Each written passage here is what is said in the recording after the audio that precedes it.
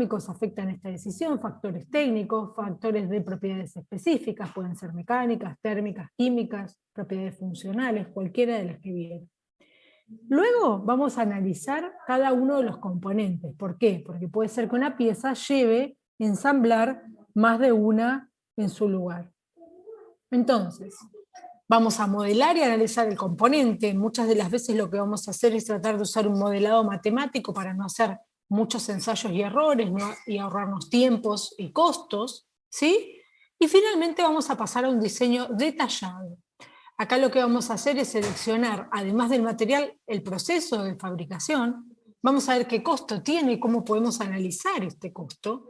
Y vamos ya a hacer los planos del diseño. O sea, parte por parte vamos a diseñar cómo se va a construir esta pieza, que en principio va a ser un prototipo. Es decir, nosotros no vamos a fabricar en masa, sino que vamos a hacer un primer prototipo, vamos a analizar qué características tienen, vamos a validarlo en caso de que sea positivo, que todo dé favorable, se continuará con el proceso de fabricación, y en el caso de que el material no cumpla con lo que estábamos buscando, deberemos comenzar otra vez este proceso, y de acuerdo en donde encontremos el error, podemos volver hasta la etapa inicial de diseño o alguna de las etapas intermedias, según cuáles de las características las que no estamos cumpliendo. Entonces, fíjense que las etapas básicas se resumen en tres: definir los requisitos, hacer el cálculo de índices del material, que vamos a ver que hay distintas estrategias para poder realizarlo, y finalmente seleccionar el material utilizando una de dos herramientas: los índices o los mapas o cartas de selección, que son dos de las herramientas que vamos a ver ahora. Aunque esto parezca muy teórico, lo que vamos a hacer en un ratito es resolver algunos problemas aplicados para que ustedes puedan ver para qué sirven los distintos tipos de metodología.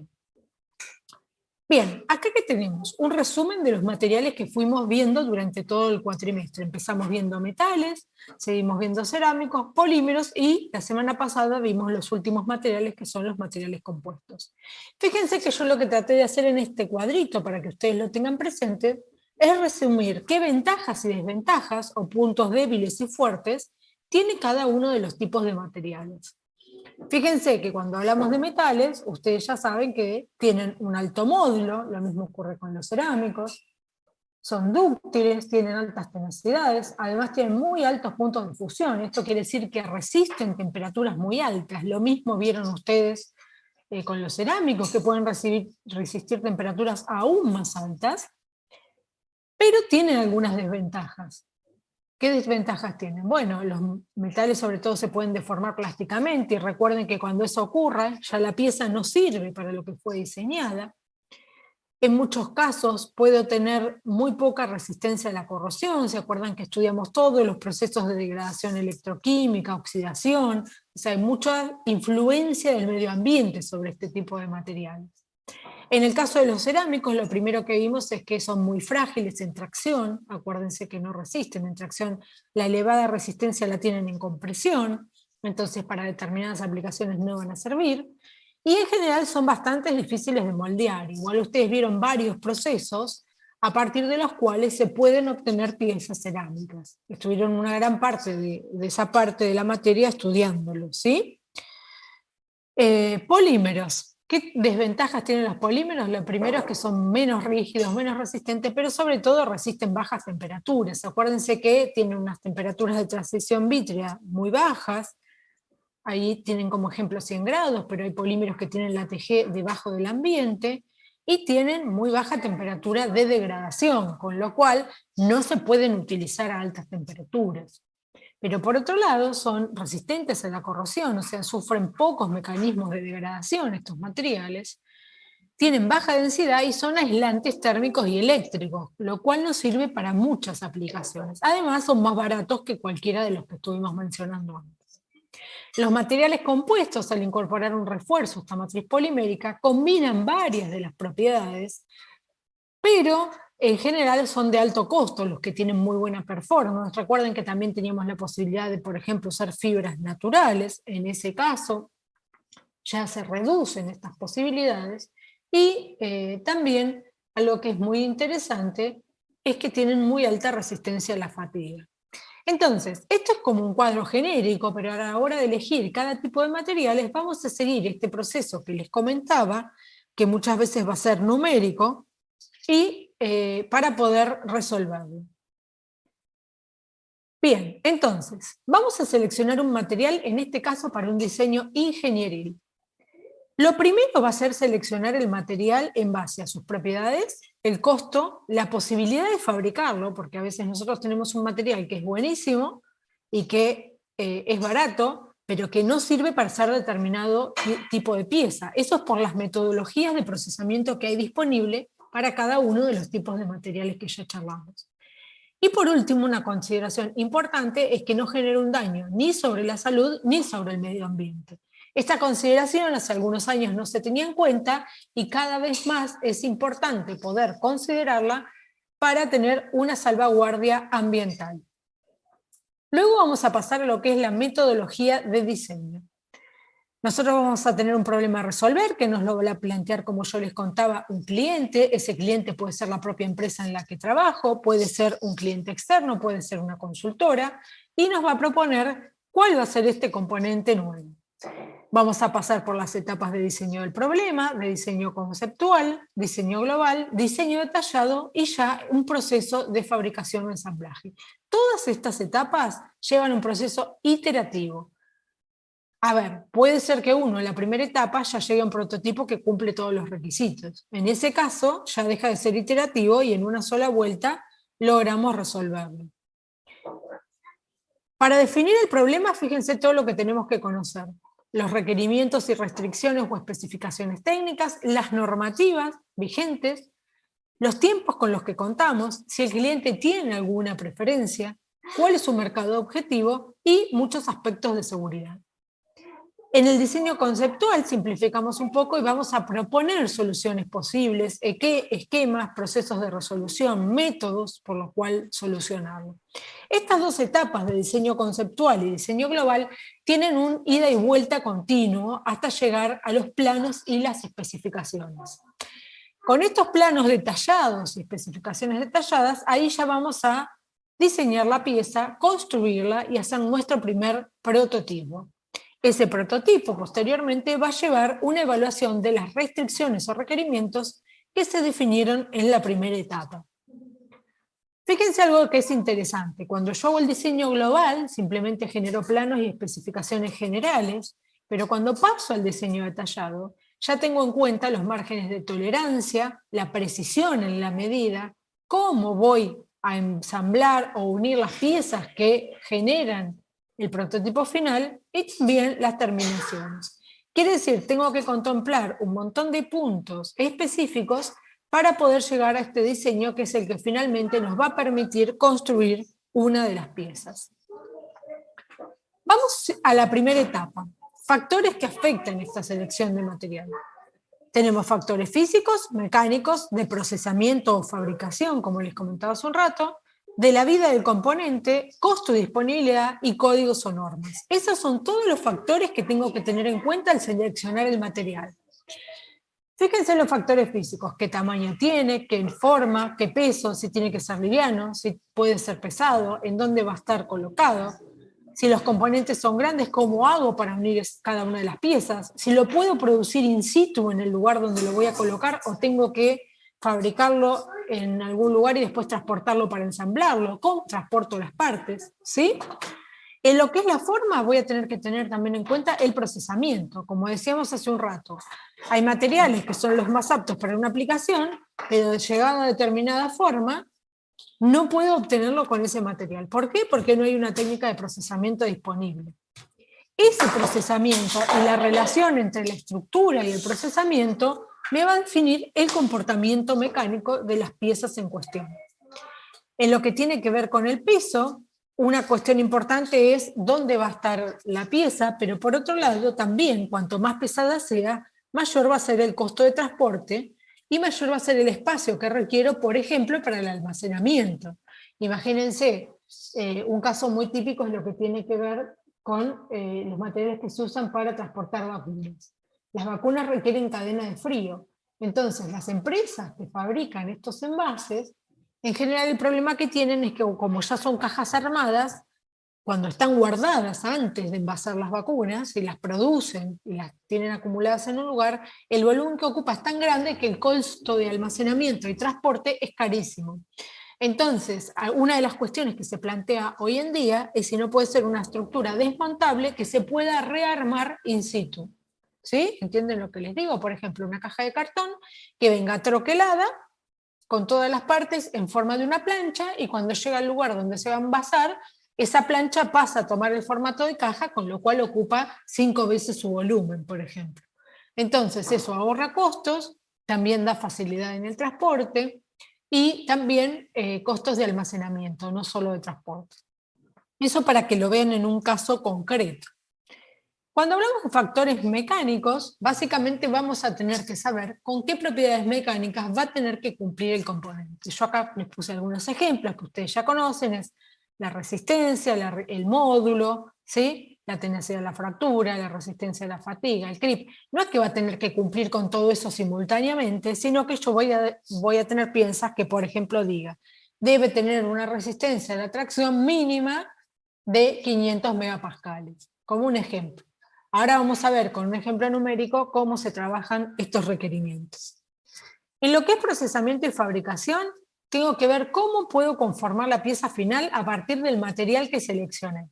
Bueno, y acá lo que decíamos, los más complejos en general son los materiales cerámicos, porque los procesos son lentos, ¿sí? En el caso de los demás materiales, ustedes ya fueron viendo cada uno de los procesos que están disponibles, si son rápidos, si son lentos, si son para muchas piezas, si son para pocas piezas. Por otro lado, yo tengo que ver si puedo hacer toda la pieza junta, voy a hacer partes, y esas partes cómo las voy a unir, ¿sí? También uno puede tener una etapa inicial donde hace la pieza y después le da su forma final a través de una etapa de maquinado, ¿sí? Además puede ser que lleve tratamientos superficiales, que lleve pintura, que lleve ensamblaje. O sea, hay distintos tipos de etapas posteriores que también van a influir en esa selección del material. Por otro lado, tengo la vida del componente. Esto tiene que ver con lo que estudiamos en la clase de degradación y corrosión, de cómo el medio ambiente afecta a la vida del material con el que estoy trabajando, y nosotros vimos varios tipos de cuestiones. La primera tenía que ver con corrosión, la oxidación, la resistencia al desgaste, el creep, que se acuerdan que era la aplicación de una carga constante durante un tiempo. Inicialmente generaba una deformación, pero a lo largo del tiempo esa deformación va aumentando, con lo cual la vida se va reduciendo de ese componente. Lo mismo en fatiga, que era la aplicación de cargas cíclicas. Estas cargas cíclicas lo que me generaban era un número de ciclos a la falla o años de vida antes de que el material se rompa o deje de servir para la aplicación para la cual fue diseñado. Por otro lado, tengo el costo y la disponibilidad. Acá voy a tener que ver cuánto cuesta ese material. Puede que un material sea el mejor del mundo para una aplicación, pero sea de un valor incomparable o que no tiene sentido para esa aplicación. ¿Sí? Supónganse que ustedes quieren hacer lapiceras de uso común y de repente el análisis les da que lo mejor es usar un metal cuyo costo son $100 por lapicera. Bueno, lógicamente nadie se las va a comprar. Entonces, esa parte, que además ustedes la han estudiado en otras materias de la carrera, tiene mucha influencia en esta decisión final. También la disponibilidad. Por ejemplo, ustedes pueden seleccionar un material que es muy bueno, pero que no está disponible en el país y que tal vez importarlo tarda 2 o 3 meses. Bueno, ahí tendrán que analizar si es lógico en la cadena de valor que están generando tardar ese tiempo en traer un material para empezar sus pruebas, o si van a tratar de reemplazarlo por algo de origen nacional, por ejemplo. Ahí también hay un análisis de costo importante, pero sobre todo es si ustedes no van a contar con el material cuando deban hacer las piezas. Sobre todo si después tienen pedidos de un cliente y no pueden cumplirlos, ¿no? Porque ahí traen muchos problemas aparejados. Por último, los códigos y normas. Ahí vamos a tener una cuestión que tiene que ver con requerimientos técnicos, que hay distintos entes regulatorios que regulan los requerimientos. Nosotros vimos sobre todo las normas ASTM. Cada uno de estos son de la Unión Europea, son de Estados Unidos, son de Argentina, son distintos lugares en los que se hacen normativas para este tipo de cuestiones. También lo que tiene que ver con legislación en seguridad ambiental y en seguridad de la salud o salubridad. dependiendo del país o la región en la que esté trabajando, voy a tener distintos tipos de normativas, esto no se puede generalizar, sino que para cada uno de los casos voy a tener algo diferente. Lo importante es que ustedes lo contemplen cuando están realizando esta evaluación para seleccionar un material, porque luego, si no, eso hace que tengamos que volver atrás en todas las etapas anteriores, con lo que conlleva en gasto de tiempo y recursos humanos utilizados en cada una de las etapas previas, ¿no? Entonces, lo interesante es que tengan todo esto presente a la hora de plantear el diseño y la selección del material que van a utilizar. Bueno, Una pregunta. Sí. En la diapositiva anterior, ¿a qué se refiere con normalización en la parte de costo y disponibilidad? Porque justo se me cortó un poco la conexión cuando explicabas esa parte. Bueno, la normalización tiene que ver con vos poner un valor límite, ¿sí? Y normalizar quiere decir que pongas todo de acuerdo a una escala determinada. Entonces, ¿cómo haces para poner en una escala determinada el costo? Nosotros vamos a ver que una estrategia es calcular el valor de un material por unidad de costo. Por ejemplo, el módulo por unidad de costo, la resistencia por unidad de costo, y lo normalizamos en función del costo. Cuando nosotros necesitamos que una pieza sea delgada, esa normalización se hace con la densidad, porque nosotros sabemos que cuanto menos denso es un material, es más liviano. Entonces, dependiendo del requerimiento, se puede normalizar por el costo, por la densidad o por el costo y la densidad si necesitamos que sea liviano y barato. Ahora lo vamos a ver en unos ejemplos. Genial, gracias. No, por favor. Bueno, ahora vamos a la parte práctica. Primero, tenemos una cuestión que tiene que ver con los riesgos. ¿Sí? Nosotros queremos introducir un nuevo material y acá tenemos que hacer ensayos. Esos ensayos generan costos. Cuando uno usa un material nuevo, también lo que ocurre es que hay pocos datos reportados para el diseño. Entonces, todo esto son riesgos que hay que tener en cuenta. Por otro lado, tenemos lo que es la performance y los costos. Cuando analizamos eso, vamos a tener en cuenta las propiedades, el procesamiento y, desde hace unos años, como les decía, el impacto ambiental. El otro problema que podemos tener es que el material falle. Puede fallar el material o puede fallar el componente. ¿Cómo podemos detectar de dónde viene esa falla? Bueno, esa falla en general tiene dos orígenes principales. La primera es una falla de diseño, que es un error o en la selección del material o en el mismo material, ¿sí? El propio material. Y la segunda es una deficiencia o una falla en la fabricación y el procesamiento. Puede ser un error de ensamblaje, puede ser que no son las condiciones de servicio adecuadas, puede ser también que yo lo que hice fue fabricar la pieza por una técnica que no era correcta, o por ejemplo, supónganse que yo hago moldeo por compresión y apliqué una presión muy baja. Bueno, ahí lo que me va a pasar es que la pieza me va a quedar con huecos. Esos huecos uno no los tiene en cuenta en el diseño, y entonces el material falla a una carga menor para la cual fue diseñado. Todo eso son fallas de fabricación. Acuérdense también, por ejemplo, en los metales, que si yo hacía un tratamiento térmico inadecuado, por ejemplo, me podían quedar tensiones residuales. Esas tensiones residuales son las que pueden generar la falla del material. Es decir, cada uno de ellos puede generar una falla del material. Luego, las deficiencias en la selección del material me pueden llevar a pensar varias cosas. Primero, ¿cómo falló? Tengo que analizar cómo fue esa falla. Y si yo la analizo, puedo ver a qué atribuírsela. Puede ser que no elegí bien los tipos de solicitación. Supónganse que yo diseño un material para que resista en compresión. Y después de hacer todo el análisis me da que es un cerámico. Ahora, yo ese cerámico lo pongo en la pieza en uso y resulta que en el uso aparecen cargas de tracción. ¿Qué les parece que va a pasar? ¿Son resistentes los cerámicos a la tracción o son frágiles? Son frágiles. Son frágiles, entonces prácticamente van a fallar porque yo no tuve en cuenta todas las solicitaciones o determiné erróneamente a qué solicitaciones iba a estar expuesto el material. De la misma manera puede pasar con las condiciones ambientales. Si uno diseña una pieza de un barco, como ya hemos visto, para estar en el mar, y de repente es un metal que se oxida en presencia de ciertos iones, lo que me puede pasar es que al ponerlo en contacto ocurra una corrosión electroquímica porque yo no lo tuve en cuenta. También puede ser que lo haya tenido en cuenta, y de todas maneras sea el mejor material posible. Entonces, en ese caso, ¿se acuerdan que lo que hacíamos, por ejemplo, era aplicar una pintura de recubrimiento para proteger a la pieza?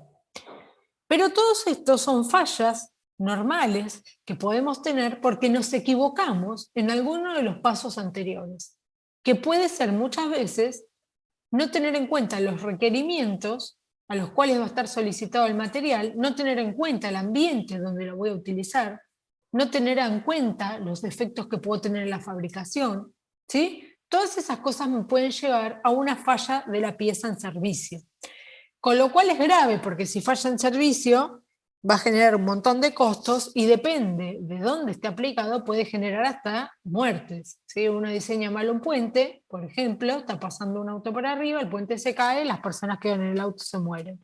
Entonces, depende también de cuál es el riesgo que uno tiene de que la pieza falle y qué genera esa falla de la pieza, van a ser también lo que vamos a llamar factores de seguridad que vamos a aplicar para tener en cuenta todos estos errores que pudimos haber tenido. Por ejemplo, en el caso de las propiedades mecánicas, que es lo más simple, se puede usar un factor de seguridad de 2.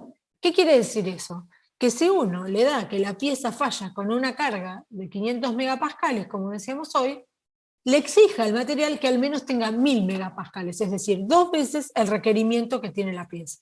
Ahí yo me aseguro tener un margen de seguridad, o lo que se dice siempre es que es un diseño conservativo. Conservativo es que uno tiene todo el cuidado posible porque esa pieza no falle. Bien, ¿qué otras cosas me pueden ocurrir? Que el material tenga imperfecciones, que puede ser del procesamiento, de la fabricación, del manipuleo, de cuando monté la pieza en servicio, un montón de esas cuestiones. ¿Sí? Por otro lado, tengo operaciones de conformado que pueden fallar. Puedo tener fallas si tengo 2 piezas y las tengo que unir, por ejemplo, en una soldadura o en una unión mecánica. Ahí puedo tener una falla de material. Defectos superficiales que se pueden haber dado al manipular la pieza. Si la golpeo, si la hago rozar contra algo, quedan poros en la superficie. Si es un metal me pueden generar picaduras. Esas picaduras terminan en una corrosión localizada que puede romper el material.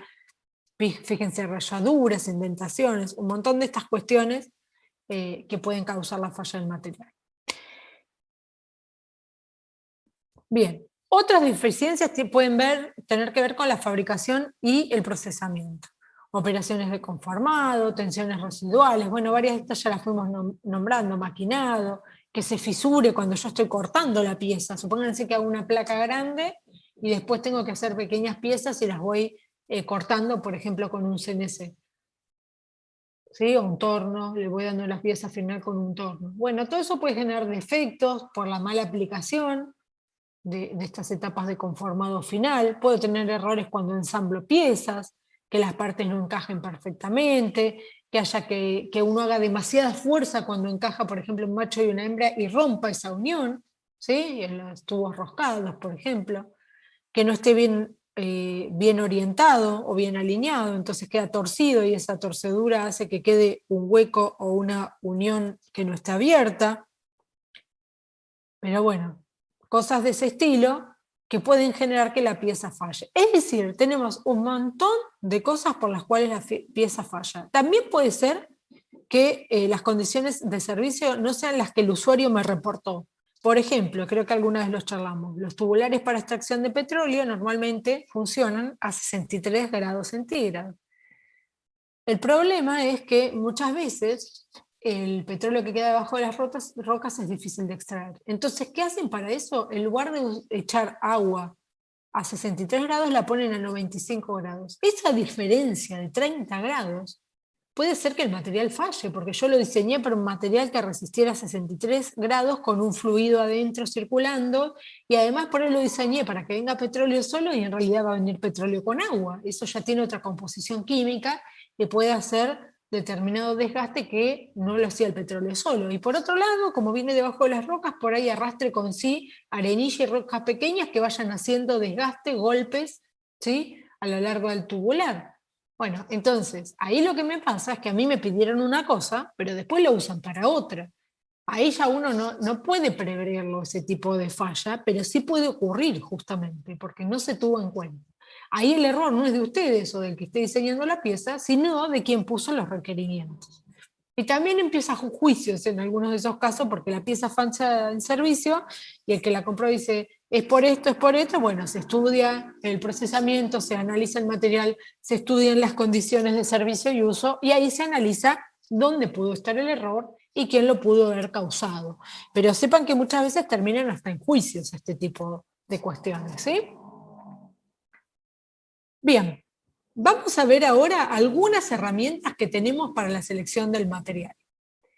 Vamos a ver primero lo que decíamos, propiedades, procesamiento y requerimientos, después la combinación de propiedades que voy a necesitar, y vamos a ver cómo usar cartas de selección de materiales en base a lo que se llaman índices de performance. ¿Qué les parece que medirá un índice de performance?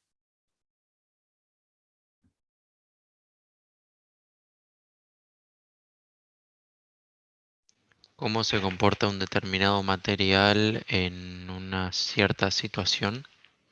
Exactamente, tiene que ver con eso la performance. Entonces, nosotros primero vamos a definir un perfil de propiedades. Digo perfil porque por ahí en muchas de las aplicaciones no necesitamos una sola aplicación, sino varias. Por ejemplo, que tenga tal resistencia, tal módulo, y que además sea resistente a la corrosión. Entonces no es una propiedad, sino es un perfil de distintas propiedades. ¿Sí? El índice de performance lo vamos a calcular de dos formas, que fue las que comentamos hace un ratito. Para minimizar el peso, para minimizar el costo, o para minimizar ambas cosas en simultáneo. ¿Cómo vamos a calcular la eficiencia? Esta es la definición de eficiencia. Es la carga del componente dividido el peso del material. Esta es la definición de eficiencia. La carga máxima que soporta el material va a tener que ver con el criterio de falla elegido. Es decir, la carga no es la misma si yo considero tracción que si considero flexión en 3 puntos, que si considero torsión. Ahora vamos a ver una tablita donde resumimos los métodos de solicitación más frecuentes con el tipo de carga que tengo que maximizar y cuál es su factor de eficiencia, que es lo que estamos midiendo ahora. Tenemos dos formas en tracción. Vamos a empezar con tracción, que es el caso más sencillo, para criterio de falla. La primera es la de resistencia. Cuando yo quiero maximizar la resistencia, puedo medir la carga máxima sobre la masa, ¿sí? Que es esto que teníamos acá, o otra forma de hacerlo es el mínimo alargamiento sobre la masa. Porque si se estira menos, quiere decir que se deforma menos, quiere decir que la carga que aplique es menor, o que el material es más rígido. ¿Sí? Cualquiera de las dos cosas es posible. ¿Sí? Con la misma carga, el material que se deforma menos es el más rígido o el que tiene mayor módulo. Son los dos criterios equivalentes. Vamos a ver cómo trabajamos en cada uno de los casos. Si yo quiero maximizar la carga, fíjense cómo lo escribí acá. Carga, y en lugar de masa puse volumen por densidad. En lugar de volumen puse área por longitud. Esto es volumen por densidad. ¿Sí? Lo que voy a hacer ahora es multiplicar y dividir por área. ¿Por qué voy a hacer eso? Porque si yo a la carga la divido por el área, ¿qué me va a dar? La tensión. ¿Sí? Este área se simplifica con este área, y entonces me queda, fíjense, la eficiencia es este valor, sigma sobre la densidad, y me queda un factor geométrico que es 1 sobre F0 por L0. Este F es ese factor de seguridad, que nosotros lo podemos seleccionar. En los casos más frecuentes, como les comentaba, es 2. Es decir, voy a tomar al menos el doble de lo que me dieron las cuentas para estar seguro que si hay un error, mi material no falla. O sea, lo más común de ese factor de seguridad es 2. Esperemos que pueda ser un dato si ustedes resuelven un problema. Si no dice nada, se supone que uno no tuvo en cuenta ningún factor de seguridad, que también podría ocurrir. Por supuesto que es un diseño mucho menos conservativo. La otra opción es máxima rigidez sobre masa. La rigidez, ¿cómo la medimos nosotros? Bueno, vamos a relacionarla con la deformación. Cuanto menor es la deformación, mayor es la rigidez.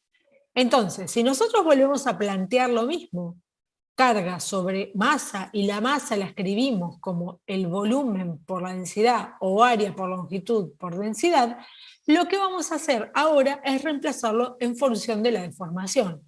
Recuerden que la deformación es delta L sobre L0 o sigma sobre E a partir de la ley de Hooke. Acuérdense que sigma es igual a epsilon por E, y le agrego el factor de seguridad para estar tranquilo. Si ustedes no quieren, esto no lo agreguen y al final le aplicamos un factor de seguridad. Nos va a dar exactamente igual. Ahora, fíjense lo que hice ahora, en este paso siguiente. Lo que nosotros hacemos ahora es, en lugar de lo que es acá sigma, escribimos carga sobre área. ¿Ven? Esto que es acá es sigma, carga sobre área. Y entonces nosotros podemos poner que la carga se puede escribir como el área por el factor de seguridad, y repito, si quieren lo contemplan ahora, si no lo contemplan después, por la rigidez, por el delta L sobre L0. Lo que hago en esta siguiente etapa es, uso la misma ecuación que en eficiencia por máxima carga, pero escribo la carga como este término que tiene que ver con el delta L sobre L0. Fíjense lo que me ocurre de esta manera. Lo que me ocurre en este paso siguiente es que L0 por L0 queda L0 cuadrado. Lo que voy a maximizar es módulo sobre densidad. Esto ya es el valor de la propiedad normalizada, que es lo que charlábamos hoy, es la propiedad normalizada. Y me queda acá el factor de seguridad, el área se cancela con el área, y me queda delta L sobre L0 cuadrado. Entonces, finalmente me queda que lo que puedo escribir es el módulo específico con los parámetros que tienen que ver con factores geométricos, ¿sí? Al igual que acá, en este caso es L0 y en este caso L0 al cuadrado, por el factor de seguridad que selecciono. Si nosotros además queremos tener en cuenta el costo, les digo esto y cortamos para grabar porque queda un minuto, en lugar de maximizar carga sobre masa, voy a maximizar carga sobre costo por masa. ¿Sí? Entonces, en lugar de quedarme sigma sobre densidad o módulo sobre densidad, me va a quedar sigma sobre densidad por costo o módulo sobre densidad por costo. De esa manera, estaría maximizando las dos cosas al mismo tiempo. ¿Sí? The recording has stopped. Bueno, nos quedan menos de un minuto, así que pongo a grabar y volvemos, ¿sí?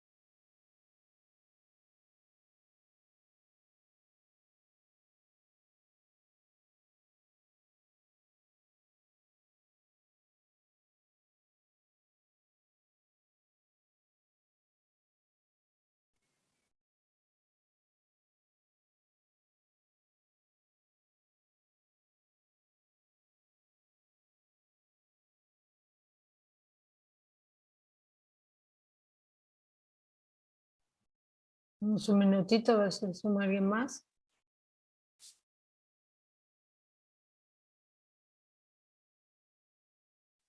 Bueno, mientras les cuento, recuerden que la semana que viene tenemos el martes la consulta y el miércoles el parcial, ¿sí? El martes la consulta va a ser como la vez pasada, van a tener de 15 a 16 conmigo, de 16 a 17 con María José, la profe de polímeros, y todo en la franja horaria van a estar los 3 chicos de la práctica, Gastón, Agustín y Marco. Yo les voy a poner hoy en un rato seguramente los links de cada una de esas comunicaciones con los horarios y todo lo que ustedes necesiten. Por otro lado, el parcial va a ser de la misma forma que el primero, pero les repito, y ahí también va a estar publicado, van a tener un link para conectarse, ¿sí? Van a tener 2 horas para hacerlo con 15 minutos de tolerancia por la plataforma, con las mismas indicaciones que el parcial anterior. Recuerden que antes de irse del Zoom, del Meet, lo que vamos a hacer es chequear que estén cargadas todas las cosas que ustedes creen haber cargado, para estar tranquilos que si pasa algo a último momento nos lo mandan por mail y ya queda registrado con la fecha y la hora, ¿sí? En el primero no hubo ningún inconveniente, pero bueno, para tener esa seguridad. Y bueno, ya después vamos a corregirles lo más rápido posible en el sentido de que algunos por ahí tengan que recuperar. El primer parcial estuvo complicado, yo no sé si ustedes se enteraron, pero tanto la profesora de polímeros como yo estuvimos con COVID justo cuando, después del parcial, el marido de ella internado, el mío, bueno, no llegó a internarse, pero bastante mal también, y como 15 días que estuvimos con fiebre, en cama y todas esas cosas. No sé si ustedes se enteraron o no, pero bueno, por suerte ya estamos las dos bien, y por eso también tardamos un poquito en la corrección. Pero este va a ser antes, porque, sobre todo porque alguno por ahí tiene que recuperar. El recuperatorio, acuérdense que es tanto para habilitar como para promocionar. O sea, a ustedes les queda, por ejemplo, uno habilitado y uno promocionado y quieren rendir recuperatorio, podrían ya promocionar la materia. Eso lo tienen todo ahí en la hojita de funcionamiento, pero cualquier duda también nos pueden consultar de eso. Bueno, yo voy a dejar todo por escrito en la plataforma en avisos, así que no se preocupen, porque además hoy faltaron varios. Pero vamos a terminar lo que falta de selección, y después si alguien quiere consultar algo también se puede quedar hoy. This meeting is being recorded. Bueno, entonces, habíamos quedado en que nosotros podemos sacar esta eficiencia solamente como la carga sobre la masa, o también tener en cuenta el costo. Lo de tener en cuenta el costo tiene que ver sobre todo cuando nosotros necesitamos que sea un material económico, o nos piden como requerimiento que sea lo más barato posible, o alguna cuestión de ese estilo. Si bien siempre es útil que sea barato, algunas veces no vale la pena tenerlo en cuenta. Por ejemplo, como hablábamos de la industria aeroespacial. Uno por ahí elige un componente más caro, pero que esté seguro que no vaya a fallar. Entonces, el costo también tiene que ver con la aplicación. Es otra de las variables que vamos a tener en cuenta cuando hagamos esta selección. A ver que no pasa. Ahí está. Bueno, como les contaba, este mismo ejercicio de maximizar la carga sobre la masa, ¿sí?, en cada una de las solicitaciones, que puede ser tracción, torsión, flexión, compresión, pueden hacer este mismo ejercicio de maximizarlo y van a llegar a distintos factores de performance, que son estos que tienen acá, ¿sí?, o valores de propiedades específicas, según cada uno de los casos. Como ustedes no van a hacer cada una de estas deducciones y ni siquiera tienen por qué saberlo, no es algo que tienen que conocer, lo que vamos a hacer es tenerlo tabulado. Yo se los voy a mostrar aquí en una tabla, pero también están en los 2 libros de bibliografía con los que estamos trabajando. No tiene sentido que ustedes sepan esto de memoria cuando es algo que pueden ir a buscar un libro. Lo que sí es importante es que en cada una de las solicitaciones, y según si yo quiero maximizar la resistencia y la rigidez, o la rigidez, lo que voy a hacer es maximizar el valor que me dice acá. Por ejemplo, para tracción ya lo vimos, es módulo sobre densidad o resistencia sobre densidad. Acá todavía no tuve en cuenta el costo, pero por ejemplo, si estoy trabajando en flexión, me va a dar módulo a la 1/2 sobre densidad o sigma a la 2/3 sobre densidad. Esto tiene que ver con cómo está la carga en la ecuación de propiedad mecánica que estoy midiendo en cada una de esas solicitaciones, que repito, ustedes no tienen por qué conocer en este momento. ¿Se entiende hasta acá? Sí. Si yo tengo que elegir el índice de performance a maximizar, me fijo qué solicitaciones, ¿sí? Y me fijo lo que me pide el problema, maximizar la resistencia o maximizar la rigidez. Vamos a ver también ahora qué pasa cuando tengo que maximizar varias cosas, ¿sí? Vamos a verlo. Bien, factores de forma. Acá el tema es que nosotros en general consideramos una forma de sección de un componente, pero a veces esa forma puede ser distinta a la que está desarrollada para la pieza que tengo. Supónganse que yo digo que todas estas propiedades que estoy acá tabuladas están calculadas para una barra de sección circular, ¿sí? Y maciza. Entonces, si esa barra, en lugar de ser circular, tiene otra geometría, lo que voy a hacer es aplicarle un factor de forma. No voy a dejar de usar esto, sino que lo voy a usar y lo voy a corregir por el factor de forma. El factor de forma tiene esta forma de phi, que viene acá, ¿sí? Y es la eficiencia de la sección en relación a una barra sólida metálica de igual masa. ¿Cómo se calcula entonces esto? Se aplica este valor que está tabulado, también está en tablas, tampoco lo tienen que saber. Pero lo que sí tienen que tener en cuenta es que si yo, por ejemplo, en barra inflexión, fíjense, en barra inflexión tengo módulo a los medios sobre densidad. Quiero hacerlo en ese sentido, ¿qué hago? El módulo lo multiplico por el factor de forma, lo elevo a los medios y lo divido por la densidad. ¿Está bien? Y de esa manera le aplico este factor de forma. Si fuera en tracción es más fácil, porque es módulo por el factor de forma sobre la densidad, o sigma sobre el factor de forma sobre la densidad. O sea, le aplico ese factor en función del parámetro que tengo que maximizar según la solicitación requerida.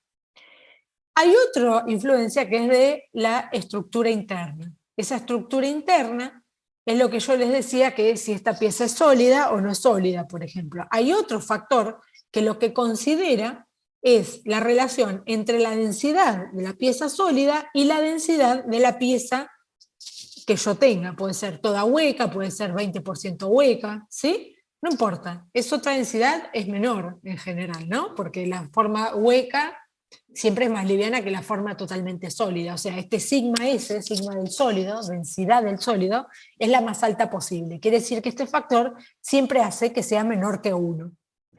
¿Cómo saco entonces el factor global por el que voy a corregir? Bueno, uso la combinación de los dos factores, el factor de forma y el factor de estructura interna o solidez de la pieza. ¿Cuán sólida es la pieza? La verdad es que no vamos a hacer demasiados ejercicios de este tipo porque ya es un poco sofisticado este método y excede un poco lo que ustedes van a ver en la materia, pero sepan que existen, sepan que los ingenieros en materiales lo usan, y si en algún momento lo tienen que usar, bueno, aplican esta multiplicación, sacan de tablas los valores correspondientes y llegan a la solución que requieren. Bien, vamos a ver otro método que es el método de costo por unidad de propiedades. Este método es muy interesante, vamos a ver un caso muy simple, donde nosotros definimos una propiedad crítica, en este caso elegimos una barra sometida a tracción, que vimos que es la solicitación más sencilla, donde, fíjense, el área es igual a la fuerza sobre la resistencia, ¿sí? O la tensión aplicada. Acuérdense que tensión es carga sobre área, si paso el área para abajo, esto me queda hacia arriba. ¿Está bien? Lo que vamos a tratar de calcular ahora es el costo. ¿Cómo se calcula el costo por unidad de resistencia? Bueno, lo primero que voy a ver yo es que el costo real de la pieza es el costo por unidad de volumen multiplicado por el volumen. ¿Sí? Por ejemplo, me dicen 20 pesos por metro cúbico. Entonces yo quiero saber el peso total, tengo que decir, bueno, una pieza de 30 metros cúbicos cuyo costo unitario son $30 por metro cúbico. Bueno, entonces, ¿qué hago? Al costo unitario que me dan, lo voy a multiplicar por el volumen. Volvemos a usar el mismo formato que antes, volumen es densidad por volumen me da la masa, ¿sí? Y área por longitud me da el volumen. Esto depende en qué unidad esté expresado, ¿sí? Depende de la unidad, es como yo voy a tener que calcular. Lo que hacemos ahora es, en lugar de escribir área, fíjense, para eso usé esta ecuación, escribo fuerza sobre tensión. Acá, donde dice área, lo reemplazo por esta ecuación de arriba. Yo creo que cuando muevo el mouse lo ven, ¿no? Entonces, si reemplazo Sí, acá, profe, se ve. Genial. Si reemplazo acá, lo que me va a quedar es que el material va a tener una propiedad que es de la fuerza aplicada y la longitud, que es una cuestión geométrica, y me va a quedar este parámetro que es costo por densidad sobre resistencia, esto que vemos aquí, ¿sí? Ven que es el costo por unidad de resistencia, que cuanto menor sea, va a ser un material más óptimo. ¿Por qué? Si este número es menor, quiere decir o que el costo es bajo, o que la densidad es baja, o que la resistencia es alta, ¿sí? Nosotros en la realidad, volvemos un poquito para atrás, lo que usamos es el factor al revés. Decimos carga sobre costo por densidad, ¿sí? Esto que nos queda acá, son estos dos parámetros. Es decir, lo que estamos viendo ahora es esto dado vuelta, básicamente. Bien. El costo lo podemos tener en cuenta como el costo total, que contiene un montón de cosas. Fíjense lo que contiene. El costo de la vida, el costo de instalación, el costo de mantenimiento, el costo del descarte. Bueno, de vuelta, ustedes no van a analizar cada uno de estos parámetros, sino que lo que vamos a hacer es usar un costo que tengamos como dato del material y que tenga en cuenta los parámetros requeridos para tal aplicación. Bien, fíjense lo que hace acá. Acá compara dos materiales, A y B. A y B.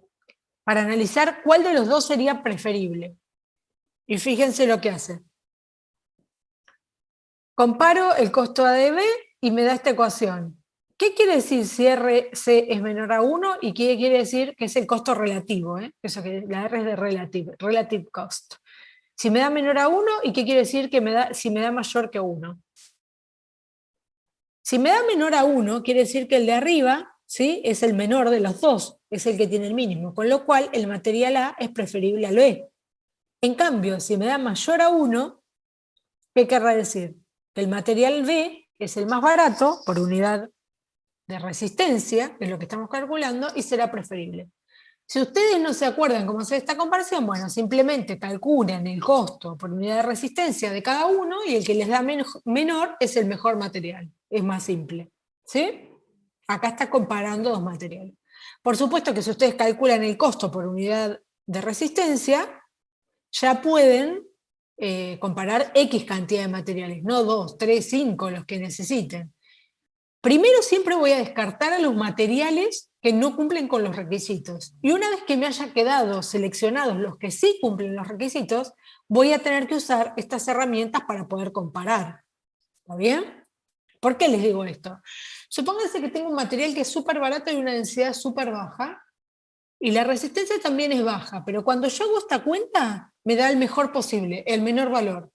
Ahora, ese material tiene una resistencia a la tracción de 300 megapascales y la pieza tiene que estar sometida a 500 megapascales. ¿Podré usarlo o no el material? ¿Qué les parece? Que no, porque aunque sea más barato, te va a terminar fallando. Bien, entonces, ¿cómo serían las etapas?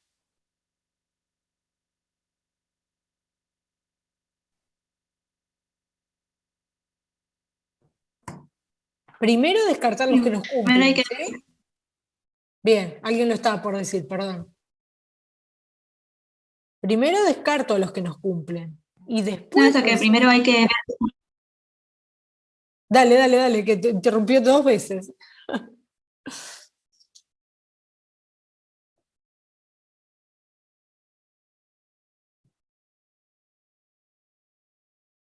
Primero descartar a los que no cumplan, ¿sí? Y después, dentro de los que cumplan, sí, puedo aplicar este criterio de, por ejemplo, el costo por unidad de resistencia.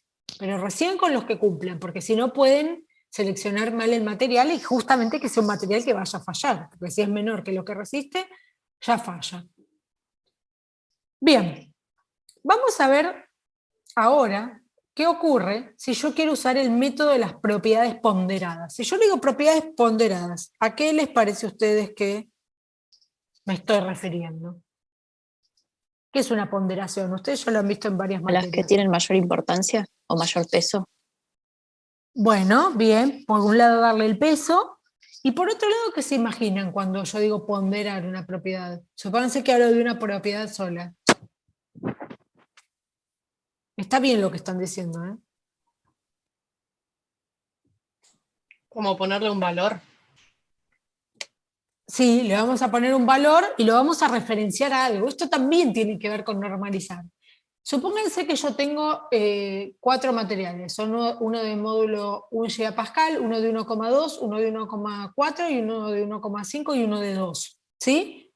Lo que vamos a hacer en ese caso, para obtener las propiedades normalizadas o escaladas, ¿sí? Es ponerlo en escala, vamos a dividirlo por la propiedad más alta. Entonces, el que tenía la mayor propiedad, ¿qué valor va a tener en esta reconversión o normalización que hice? ¿Qué valor le va a quedar de esa propiedad? 1. Le va a quedar 1. ¿Y todos los demás? ¿Mayor o menor que 1? Menor no sería. Todos van a ser menores, porque yo tomé el máximo para dividir, ¿sí? Entonces sí o sí los demás son menores. Perfecto, chicos. ¿Por qué dice que en algunas propiedades tengo que tomar el valor mínimo y no el valor máximo? ¿Qué les parece? Supónganse que yo hablo de la deformación. ¿Tendré que tomar el máximo o el mínimo como el mejor para mí? Porque En son cuanto los se valores que busca deforma. minimizar. Exacto. Yo voy a buscar si la propiedad la quiero maximizar o la quiero minimizar. Y una vez que hice eso, veo si lo voy a comparar con la máxima propiedad o la mínima propiedad. O sea, todo lo que sea resistencia, rigidez, tenacidad, lo voy a querer maximizar. Todo lo que sea deformación, corrosión, degradación, lo voy a tratar de minimizar. ¿Se entiende? Así más o menos son los grupos de propiedades. Y voy a entonces usar lo que se llama el índice de performance. Fíjense que este índice de performance dice que es la sumatoria de los B sub I, que son estas propiedades escaladas, por el alfa sub I. ¿Sí? Es toda una sumatoria de 1 hasta n. N es el número de propiedades relevantes en la aplicación que yo estoy evaluando. Podría ser, por ejemplo, módulo resistencia y, por decirle una propiedad, propiedades magnéticas o magnetización de saturación. Elegí 3, porque la aplicación es de un imán permanente que además va a estar aplicado con fuerzas externas y se puede romper cuando lo tengo en la aplicación. ¿Se entiende? ¿Sí? Bueno, entonces tengo esas 3 propiedades. ¿De dónde les parece que sale el alfa sub I? El B sub I ya está. Es escalar la propiedad, maximizarla o minimizarla, dependiendo de cómo es cada una. ¿De dónde saldrá el alfa sub I para hacer esa sumatoria?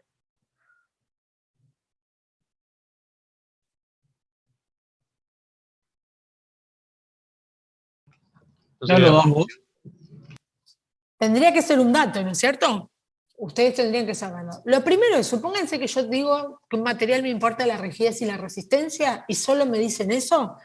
Yo hago todo, primero ¿qué hago? Descarto los que no cumplen una de las 2 propiedades, ¿sí? Primero sí hago eso. Después de eso, ¿qué hago? Calculo estas propiedades escaladas, ¿sí? De módulo de resistencia de los que me quedaron. ¿Qué hago en tercer lugar? La sumatoria, ¿sí? Acá sería el factor de módulo por el alfa del módulo más el factor de resistencia por el módulo, por el factor de resistencia y el valor de la resistencia escalada. ¿Sí? Si no me dicen nada a priori, ¿qué valor le pondrían ustedes a alfa? Si no me dicen nada de nada del problema. Si tenés 2, 0,5 y 0,5. Perfecto, exactamente. Si el problema no me indica nada, yo le pongo el mismo peso a todas las propiedades. Si son 2,05, si son 3,033, si son 4,025. ¿Bien? Bien, cuando termino con eso, fíjense que yo voy a tener un valor adimensional, porque ya todo está escalado, eso es la utilidad, porque si no yo no puedo medir, sumar megapascales de la resistencia, ¿sí? Con amper sobre metro, por ahí, de lo que es conductividad. Si yo quiero que sea buen conductor eléctrico, o mal, o al contrario, que sea aislante, entonces esa propiedad la minimizo. ¿Se dan cuenta? Lo que me permite sumar todas las propiedades. Con lo cual, ¿cuál va a ser el mejor material cuando termine? Una vez que hice esta cuenta. Escalé todo, descarté los que no sirven, escalé cada propiedad, le puse un factor de peso de 0,5, le apliqué el valor por 0,5 a cada propiedad, hice la sumatoria, me da el gamma, que es el índice de performance. ¿Cuál será el mejor material de todos?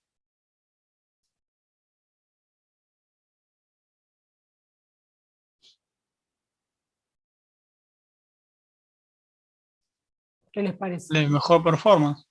El que tenga el valor más alto del índice de performance. Exactamente, es simplemente eso.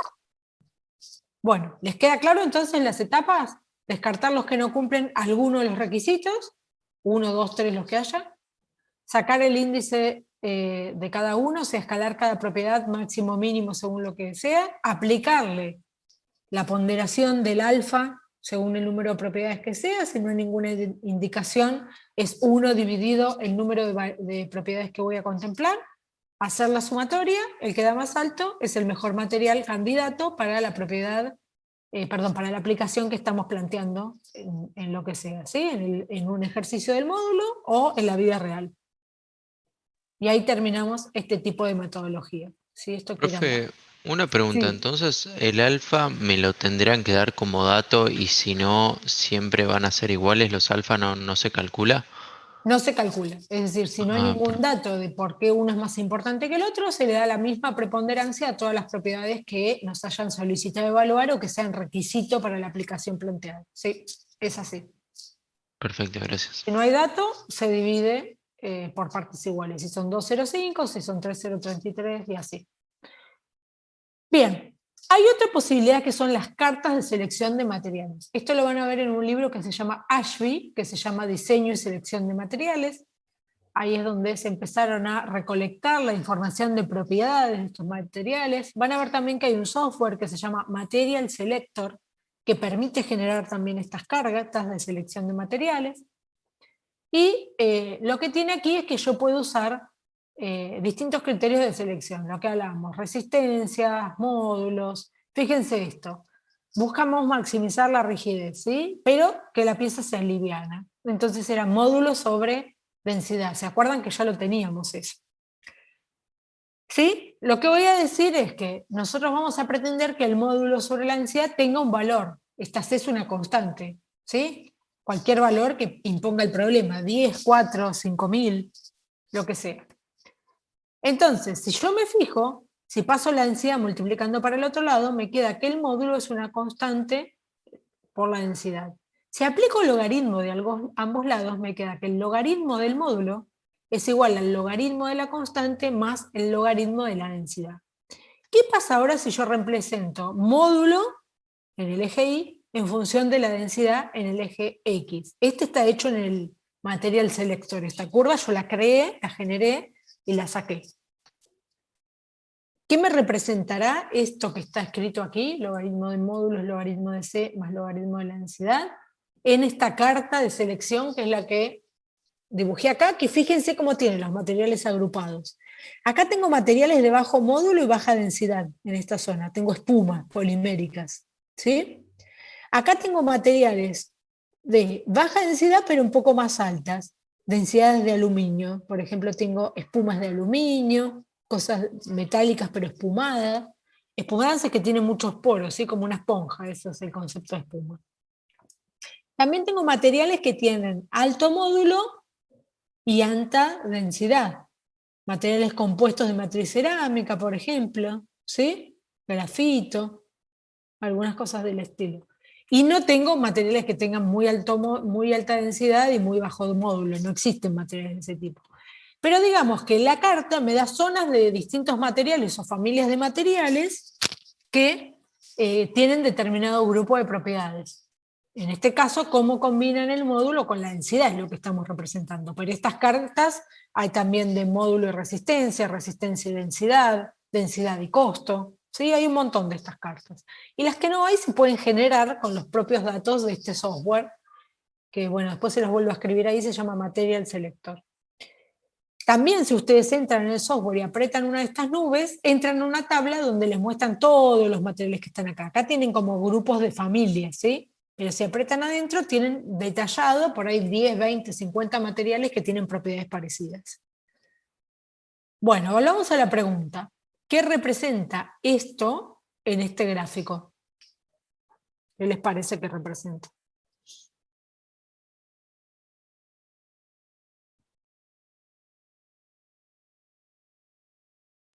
Una recta, una función lineal. Muy bien. ¿Cuál es la pendiente? La densidad, logaritmo de la densidad. No, la densidad es lo que estoy representando, ¿no? La pendiente, ¿cuál sería? El eje X es logarítmico también, sí. Sí, está representado logarítmico. Ven que está 1, 10, 100, ya está pasado el logaritmo. Los dos están pasados. No, capaz que no se ve por el tamaño de la figura. Entonces te queda 1, puede ser. Muy bien. ¿Y la ordenada al origen? La constante. El logaritmo de El la logaritmo de la constante. constante, claro. Sí, perfecto, perfecto.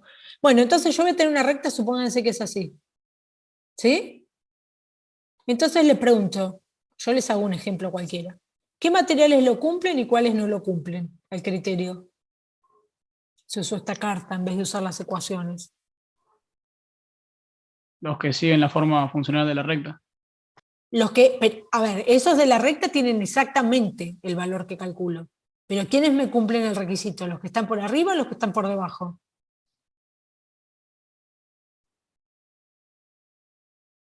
O sea, esos son exacto el valor que calculé.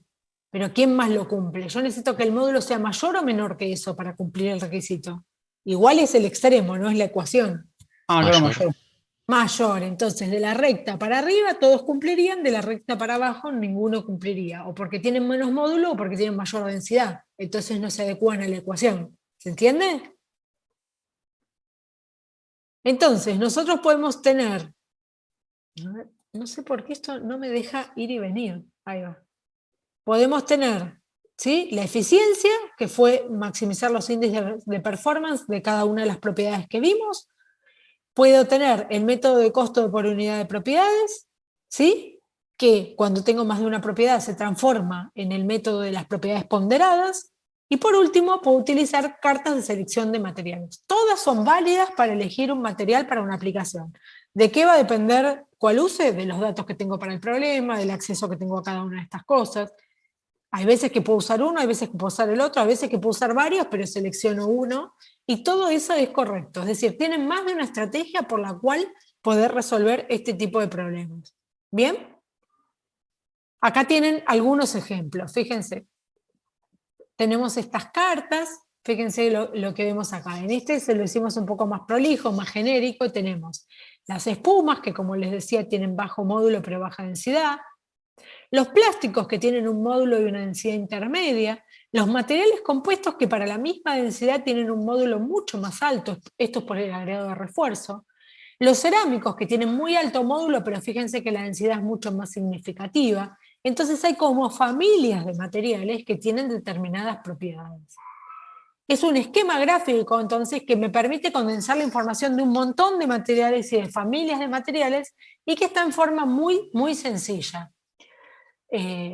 Nosotros lo que hacemos es elegir los ejes de las escalas, siempre se hacen en escala logarítmica, representar la ecuación y ver quién lo cumple. Vamos a ver si me deja, chicos, compartirles el video. Ustedes dicen que si aprieto va directo, me habían dicho la otra vez, ¿no? Me avisan, si no hago stop y comparto de vuelta. No, no me dejó. No, tengo un problemita yo con esto. ¿Sí? Vamos a mirar un segundito este video.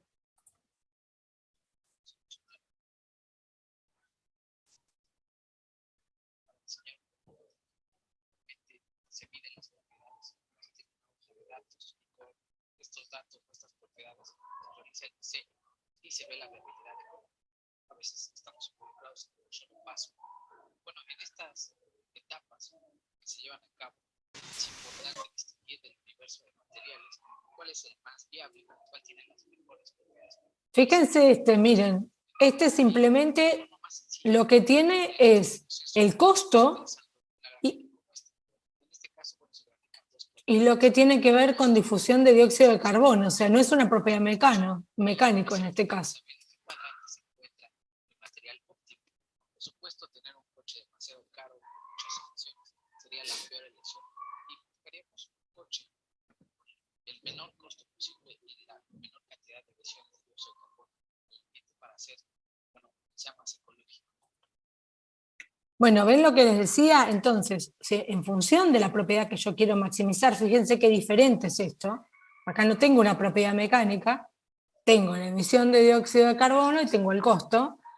es que yo puedo usar estas mismas cartas. Estas cartas pueden graficar las propiedades que a uno le interese. Después pueden, si quieren, mirar el video porque tienen el link ahí para ver otros ejemplos de estas cartas. Pero siempre se utilizan de la misma manera. Yo termino en una ecuación que es lineal, ¿sí? Por encima de la cual los materiales cumplen y por debajo de la cual los materiales no cumplen.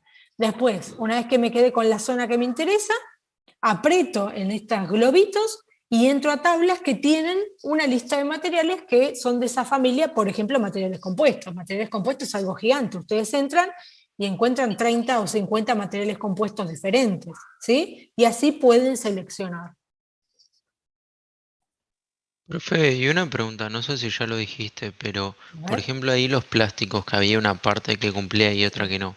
¿Sería Sí. que algunos plásticos cumplen con la condición que se está buscando y otros no? Exacto, pero si vos aplicás en la zona, en este caso, si tomamos esta, cumple solo este pedacito de arriba, ¿sí? Claro. Apretás acá y te muestra los que están hasta acá. Eso lo vas Ah, a ver. Sí, las tablas te permiten verlos por zonas. Exactamente. Algunos cumplen y otros no, tal cual. claro. Fíjense que también hay otro tipo de selección de materiales que se basan en el análisis de ciclo de vida. Supónganse que yo quiero fabricar una bolsa biodegradable. Ahí, por supuesto que las propiedades las va a tener que cumplir, los requisitos que tenga la aplicación, pero ya deja de importarme el costo y que tenga la máxima propiedad. O sea, ya no puedo maximizar ese parámetro. Sí puedo descartar los que no cumplen, pero después el criterio para seleccionar con cuál me quedo de los que sí cumplen va a ser la biodegradabilidad del material y la disponibilidad del material de partida. Por ejemplo, es más importante un material que no proviene de desechos fósiles para hacerlo en la bolsa biodegradable que uno que es renovable. Entonces voy a tener en cuenta otros parámetros para seleccionar el material final, pero siempre que haya cumplido con las propiedades mínimas, ¿sí? Vamos a repetir esto otra vez porque si no pueden seleccionar algo que no cumple. Fíjense, otra de las cosas que se puede analizar es el consumo de energía, la contaminación del aire y el ambiente y el agua que lleva durante el proceso de obtención, a dónde va a terminar ese residuo sólido. Todo eso es muy importante a la hora de seleccionar el material. O sea que el único criterio no son las propiedades y que el único criterio no es el costo. Eso ténganlo en cuenta también. Vamos a ver un par de ejemplos. Fíjense, acá hay un montón de cartas, ¿ven? Hechas de selección. Vamos a seleccionar materiales para automóviles, aceros de alta performance, acero inoxidable, son distintos tipos de materiales que se usan en automóviles. Vamos a hacer partes de aviones, por ejemplo, en estas partes de aviones, fíjense lo que yo me fijo, cuántas horas de vuelo tiene el avión. Me fijo a las horas de vuelo y me fijo a qué tensiones están sometidas y voy a diseñar las alas, por ejemplo. Tengo tensiones complejas. ¿Por qué? Porque la parte superior aguanta tracción y la de abajo compresión. Imagínense el ala como se va estirando. La parte de arriba está traccionada y la parte de abajo está comprimida.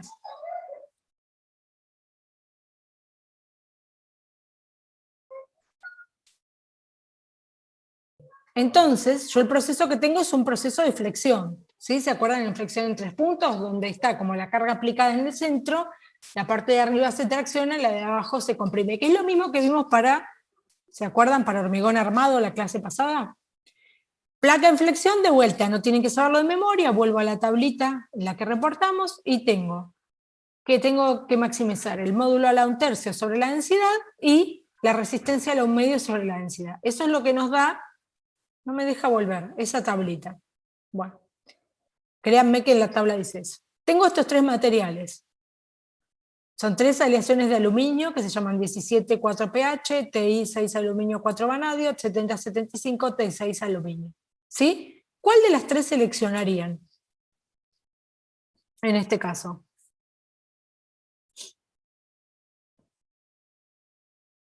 ¿Y por qué no?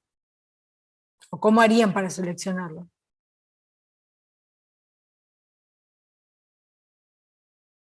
¿Cuál era la pregunta, profe, que no escuché? Yo voy a hacer diseñar las alas de un avión, ¿sí? Ya vimos que están en flexión. Si están en flexión tengo que maximizar módulo a la 1/3 sobre la densidad y resistencia a la 1/2 sobre la densidad. Esto sale de la tablita donde vimos cada solicitación y si maximizábamos módulo y resistencia.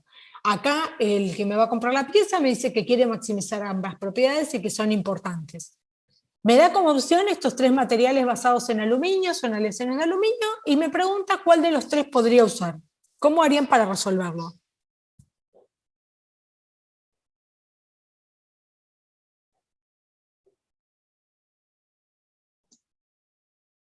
Y habría que calcular esos parámetros, el módulo a la 1/3 sobre la densidad y la tensión a la 1/2 sobre la densidad, ¿o no? Bien, primero calculo eso para cada uno de los materiales. Perfecto. ¿Cuál es la etapa que sigue? Bien.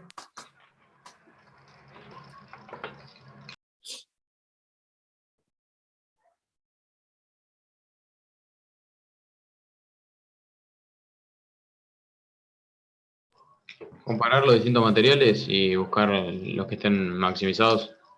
Perfecto. Lo siguiente que hago es, del que me dio máximo en cada propiedad, divido a los 3 por ese valor. Me va a dar una columna para módulo ponderado y otro para el de resistencia. Tengo 3 valores nuevos, ¿no? Perfecto. Del máximo que me dio de... Uy, se fue. ¿Por qué no quiere ir para atrás? No sé. Ahí va. No, van para adelante. No sé por qué no va para atrás.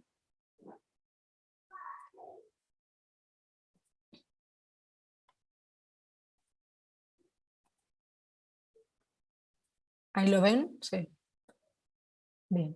Del que tengo, me va a dar una columna de este parámetro y una columna de este parámetro, que fue lo que dijeron. De esta columna va a haber uno de los 3 que sea máximo, ¿sí? A los 3 lo divido por ese valor. De esta columna nueva, que generé acá al costado, voy a tener uno máximo y lo divido por esos 3. ¿Cómo sigue el proceso? Está perfecto lo que dijeron. Después de eso, ¿qué hago?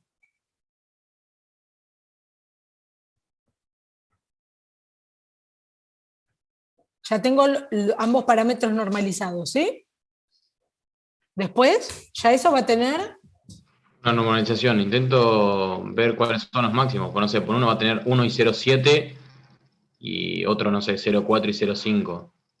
Sí, por eso, lo normalizaron y dividiendo por el máximo les quedaron 2 columnas nuevas. Una para el módulo a la 1/3 sobre densidad normalizado y otro para sigma a la 1/2 sobre densidad normalizado. Está bien eso que dicen. ¿Cuál es el paso que sigue? Índice de performance. Muy bien, ¿cómo lo calculo? Muy bien. Como no me dice nada, ¿qué peso le van a dar a cada una de estas propiedades? 0,33. Son 2 propiedades nada más, ¿eh? Ah, es verdad. 0,5. 0,05. Bien, entonces voy a hacer 0,5 por la columna normalizada del módulo más 0,5 por la columna normalizada de la resistencia. ¿Está bien? ¿Y qué me va a dar? Un número, que es este índice de performance. ¿Cuál será el mejor material para la aplicación?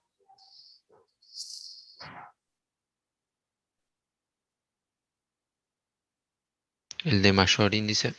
El que me dé el mayor índice. Exactamente. Perfecto. Hacemos todos esos pasos. Bueno, acá tienen 1 o 2 ejemplos más muy cortitos con el diagrama. Voy a grabar porque se corta y los que necesiten volver para algo, volvamos, ¿sí? The recording has stopped.